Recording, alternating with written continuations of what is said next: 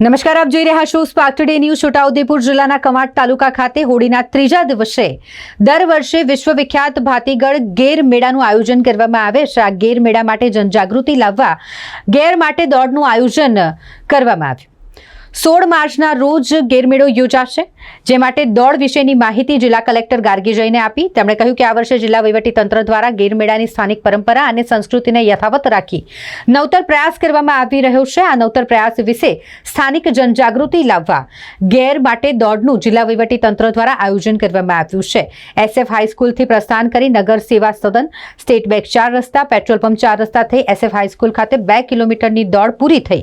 ગેર માટે દોડ, જેમાં जिला विकास अधिकारी सचिन कुमार, प्रायोजना वहीवटदार कल्पेश कुमार शर्मा, जिला पुलिस अधीक्षक इम्तियाज शेख, अधिक निवासी कलेक्टर शैलेश गोकलाणी सहित जिला वहीवटीतंत्रना अधिकारीओ, कर्मचारीओ, पुलिस जवानों ने मोटी संख्या में नागरिको जोड़ाया हता। આપણે બધા જાણીએ છીએ 16મી માર્ચ ગેરના મેળાના આયોજન છે કમાડ ખાતે।